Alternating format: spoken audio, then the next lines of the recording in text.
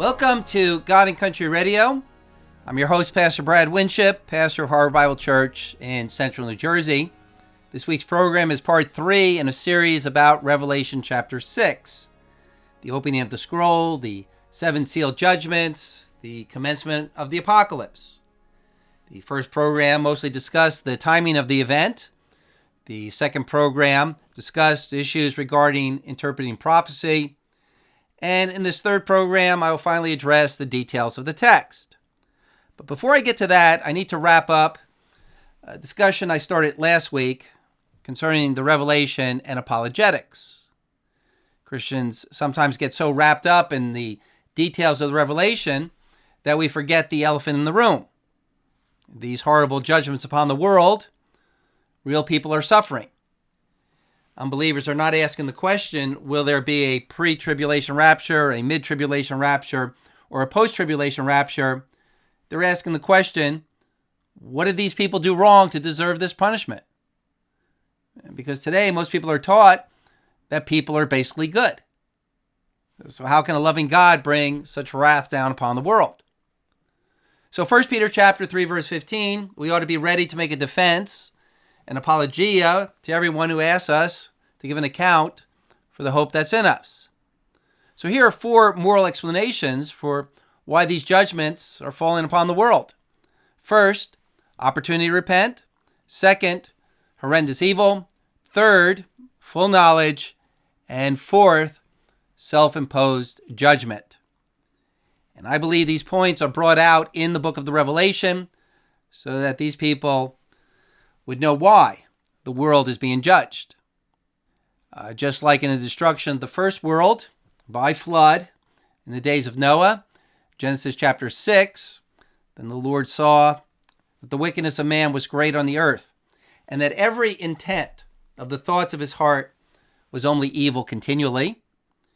And in verse 11, now the earth was corrupt in the sight of God, and the earth was filled with violence. God does not judge and stop evil without providing a good reason. Now, last week I concluded by briefly touching on this first point. What we see in the Revelation is God giving mankind many opportunities to repent. As the plagues that fell upon ancient Egypt, rather than God simply sending a mighty angel to slay all the Egyptians. God graciously and gradually exerted his authority over Pharaoh by 10 progressively worsening plagues. Just on the basis of survival instinct, one would think Pharaoh should have repented. But the more God showed his power, the more it challenged Pharaoh's pride and autonomy. And rather than Pharaoh getting the message that he should stop being evil and submit to God's righteousness, he hardened his heart. And what we find in the Revelation is after each of the 3 successive judgments, the seal judgments, the trumpet judgments, the bowl judgments, commentary is given that generally mankind does not repent. Now, it does appear that some people do repent, and all of these judgments are falling upon the world to give those who will repent that opportunity. Notice the lesson taught when God judged ancient Israel, 2 Chronicles 36. The Lord, the God of their fathers, sent word to them again and again by his messengers because he had compassion on his people and on his dwelling place. But they continually mocked the messengers of God, despised his word, scoffed at his prophets, until the wrath of the Lord arose against his people, until there was no more remedy. God only brings judgments when there is no other solution, when the people will never repent. And then the progressive cancer of sin must be stopped before it infects the entire universe for all eternity. And this brings me to the second apologetic argument for the judgments of the apocalypse, the nature of evil. A couple of weeks ago, a Christian leader in the pro-life movement shared that she recently watched an ultrasound of a baby being aborted. And the instruments, as they began to tear at the baby immediately began to suck its thumb to find comfort. And she said to me, these abortionists are pure evil. I don't know what is withholding the judgment of God. There have been 63 million abortions in America since abortion was legalized. About a quarter of the entire population of America murdered. And over half the population of America has voted for political leaders who support abortion. Worldwide in the 20th century, there has been an estimated 1 billion abortions, 200 million in the Soviet Union alone. In the Old Testament prophetic book of Isaiah, the future apocalypse is described as punishment upon the world for unpaid for blood guilt, the killing of the innocent. Isaiah 26:21.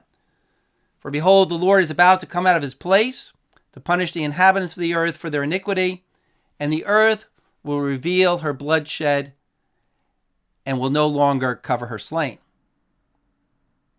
In the Revelation, one of God's angels makes an apologetic argument for the rightness of the apocalypse. Revelation chapter 16, verse 5. I heard the angel of the waters say, righteous are you, who are and who were, O Holy One, because you judge these things. For they have poured out the blood of the saints and the prophets. You have given them blood to drink. They deserve it. Now, if anyone doesn't acknowledge mankind's horrendous evil, I don't know what to say. Such deniers must have hard hearts. They must truly be evil themselves. Any humble soul would admit we deserve God's wrath, and yet we are receiving an undeserved opportunity to repent and be forgiven.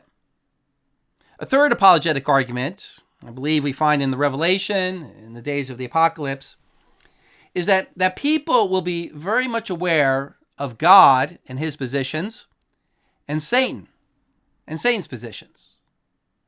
In the coming of the Antichrist, there will be a fuller knowledge of the fallen angelic realm.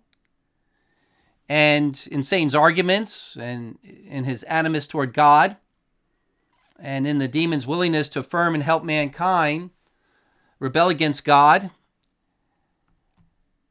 against this holy God who has rules.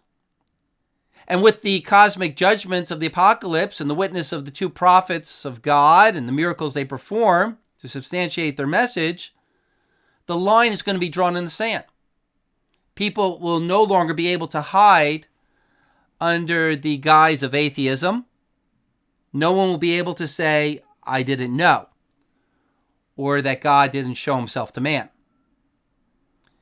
In the text we're looking at in Revelation chapter 6, verse 16, the world's response to the seal judgments is that these are not just unfortunate environmental disasters, but the people are actually admitting, hide us from the presence of him who sits on the throne and from the wrath of the Lamb, Christ.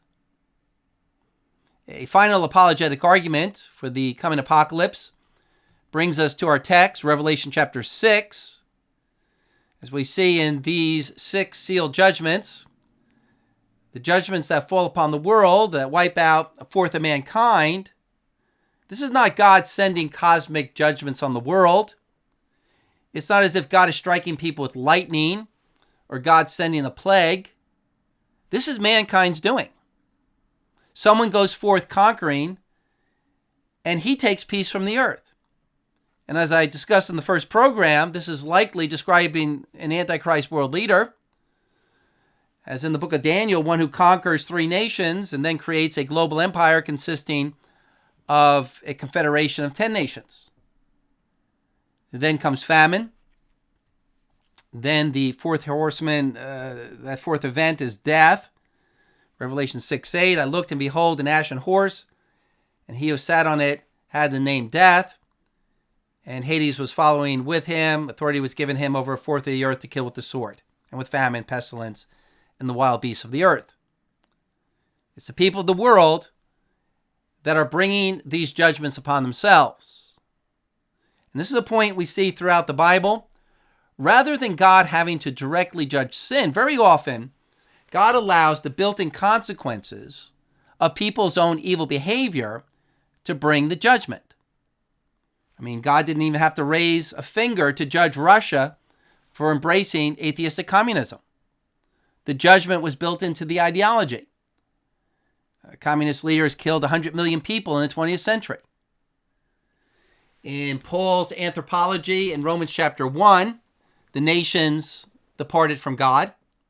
They exchanged the truth of God for a lie. They fell into gross immoralities. And in Romans 1:27, they received in their own persons the penalty of their error. The judgment was built into the sin. And in this, we can really appreciate the ways of God. If God judges people directly in their sin, we would expect people to complain that God's a bully, that we're doing just fine. God's laws aren't really necessary for mankind's good. God's just ruining the party. So instead, God allows mankind to reap the consequences of his own behavior. So nobody can point the finger at God and accuse God of being cruel. It's mankind who is cruel, and mankind is bringing the apocalypse upon the world. Now, in the latter judgments, we do see cosmic judgments coming from the hand of God. The angels pour out the trumpet and bowl judgments upon the world. The evil of the world becomes so great that God, as a righteous judge, steps in to enact justice. God is only destroying those who have already destroyed the world. Revelation 11:18. But not so with the seal judgments.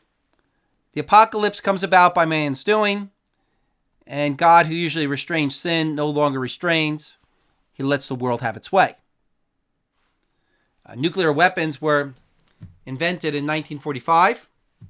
The nations have enough nuclear weapons to destroy everything on Earth.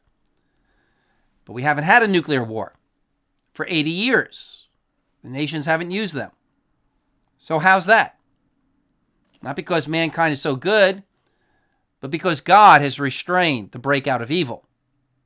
But if God removes his hand for just one moment, the world would be in a nuclear World War III. And at least a fourth of the world population would be killed, as we see in Revelation chapter 6, verse 8. So there are four apologetic arguments for why the apocalypse comes upon the world. Back to the text, Revelation 6:1. When the first seal is broken, the first horseman goes forth, and the event that transpires is someone going forth to conquer. In the breaking of the second seal, peace is taken from the earth, that men should slay one another. And I find it interesting that there are different seals broken in the one going forth to conquer and in the war. You would think it would be one and the same. The one going forth to conquer implies a war. So maybe this global alliance is happening politically and socially for quite some time before the war breaks out. Revelation 6:3, and when he broke the second seal, I heard the second living creature say, "Come." And another, a red horse, went out, and to him who sat on it was granted to take peace from the earth, that men would slay one another, and a great sword was given to him. The reference to a great sword or weapon must be noted. I'm not a fan of identifying all of the events in the apocalypse as 21st century technology, such as identifying the demon locusts in Revelation chapter 9 as helicopters or drones, or the sky splitting apart like a scroll as a nuclear mushroom cloud. But at the same time, we do need to have some common sense. Modern weaponry is a great sword. Recently, we've discovered that the U.S. has satellites over Iran that identify missiles when they're launched and where they're launched from, so that within 4 minutes, the missile site is bombed. War today is being called techno-war or techno-militarism. Whichever side has the greatest technology, the greatest sword, wins. And notice the text says, a great sword was given to him. Now, this could mean that this conquering Antichrist is given this weapon by the nations or by demons. But most likely, in biblical language, this is referring to God giving this conqueror a great sword. All technology, all human advancement comes by permission from God. Now, with the breaking of this third seal comes a black horse, and the event is famine. Revelation 6:5. When he broke the third seal, I heard the third living creature say, "Come." I looked, and behold, a black horse, and he who sat on it had a pair of scales in his hand. And I heard something like the voice in the center of the four living creatures saying, "A quart of wheat for a denarius, and 3 quarts of barley for a denarius, and do not damage the oil and the wine." With war comes an interruption to the food economy. A Roman denarius was common equivalent to 1 day's wage. A measure or quart of wheat is referring to 1 meal. If barley, a cheaper grain, then it's 3 meals in 1 day. Do not touch the wine and the oil means there's nothing left for extra luxuries. The whole point is sustenance living. Just enough to live. And as in the next verse, many on earth die from starvation. Just like in World War II, most people don't realize that thousands died of starvation because of the interruption in agriculture and transportation. People don't realize how fragile food supply lines are. Ukraine is considered the breadbasket of Europe. The Ukrainian war has doubled the price of wheat and has greatly affected third world countries that depend on European aid. A number of geopolitical analysts point out that there are many countries that are very food dependent. They're not able to produce enough food internally, so they have to import most of their food. And this is especially true for Middle Eastern oil-rich countries. They don't have enough arable land for farming. But the populations have exploded due to oil revenues, and this imbalance has made these nations very vulnerable. If there is an interruption in international trade, these people will starve. Right now, with the war, the drought, and the economic collapse in Iran, there is serious food insecurity in that nation. Back in the 1870s, there was a famine in Iran that killed 12 million people. Well, the point in the third horseman, or the third event here, is that in war, people can die of famine just as much as from battle. Nobody's safe. People imagine that they're exempt from such disasters. But Revelation 6 is a reminder of how dependent we are upon God for our daily bread. And when people depart from God, they leave the source of their life. Hosea chapter 13, verse 9. God says, "You're against me, and you're against your own help." Revelation 6:7, the fourth seal. In the breaking of this fourth seal, there is this fourth horseman, a pale or ashen horse, basically the color of a dead body. Verse 7, when the Lamb broke the fourth seal, I heard the voice of the fourth living creature say, "Come," and looked, and behold, an ashen horse, and he who sat on it had the name Death. And Hades was following with him. Authority was given to them over a fourth of the earth to kill with the sword and with famine and with pestilence and by the wild beasts of the earth. The war results in death. Hades follows this fourth horseman, this fourth event. This is a reference to the place of the dead, Hades. And Hades is gathering up the souls of the dead. And again, notice that this is all being allowed by God's permission. Authority was given to them to kill the fourth of the earth. As Christ said, all authority is given to me in heaven and in earth. And as Christ said to Pilate, you would have no authority over me unless it were given to you from above. A fourth of the world dies. This is equivalent to the entire population of Europe and South America, or the entire population of Europe and the U.S. Now, one common interpretation, mostly held to by those who do not hold to a futuristic interpretation of Revelation, or those who are preterists who believe the apocalypse all took place in AD 70, they believe that the earth here refers merely to the land. And since the Greek word can be translated land, they believe that this is just referring to the land of Israel. Hence, only 1/4 of those living in Israel die. But in the Bible, the word land often refers to the whole earth. And the whole emphasis in the book of the Revelation is that while judgments in the past were localized, in the Great Tribulation, this is going to be over the entire earth. Revelation 6:4, to him who sat on it was granted to take peace from the earth. Revelation 6:10, how long, O Lord, holy and true, will you refrain from judging and avenging our blood on those who dwell on the earth? Revelation 6:13, and the stars of the sky fell to the earth. Revelation 6:15, when the kings of the earth and the great men and the commanders and the rich and the strong and every slave and every free man, they hid themselves in the caves and among the mountains. Revelation 7:2, 4 angels to whom it was granted to harm the earth and the sea. Revelation 8:13, woe to those who dwell on the earth. Revelation 13:3, and the whole earth was amazed and followed the beast. Revelation 13:8, all who dwell on the earth will worship the Antichrist. Then also the worldwide nature of the first apocalypse is prophesied in the book of Isaiah. Isaiah 24:1, behold, the Lord lays the earth waste, devastates it, distorts its surface, and scatters its inhabitants. Verse 3, the earth will be completely laid waste and completely despoiled, for the Lord has spoken his word. Isaiah 24:18, for the windows above are opened and the foundation of the earth shake. The earth is broken asunder. The earth is split through. The earth is shaken violently. The earth reels to and fro like a drunkard, and it totters like a shack. For its transgressions are heavy upon it, and it will fall never to rise again.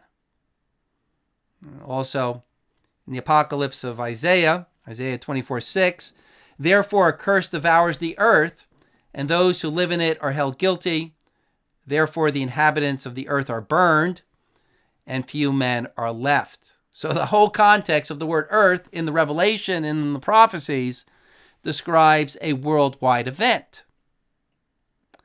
It's really disingenuous to claim that these references to the earth refer to a local situation in Israel. But note that this is one of the interpretations that those who are leftist evangelicals put forth, claiming that God is not a God of wrath, but only a God of love, and that the apocalypse will not be God's wrath. Such as the interpretation of Tim Mackey in his Bible Project, that the revelation is not the wrath of God. Now, the closing statement in Revelation 6:8 is really a paragraph in itself. Authority was given to them over a fourth of the earth to kill with the sword, with famine, with pestilence, and by the wild beasts of the earth. Notice that in the text, the authority to kill a fourth of the earth is not solely given to the fourth horseman, but to them. All four horsemen, all four events bring about these consequences. Death by those dying in battle, but also from the fallout. Famine due to a disruption in agriculture, pestilence due to a disruption in medical care and the spread of disease. And the final mention of death by wild animals is quite surprising, but that's what often happens when civilization breaks down.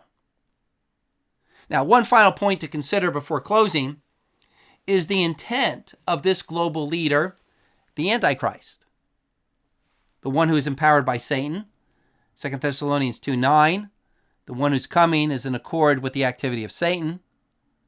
Does Satan really want to rule over the world and bring peace and prosperity as some sort of rival to Christ's kingdom?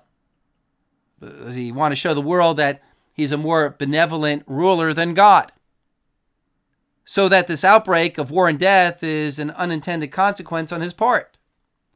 That sometimes he can't even control what unbelievers do. Or as in Stalin's old creed, sometimes you have to break a few eggs to make an omelet. Does Satan,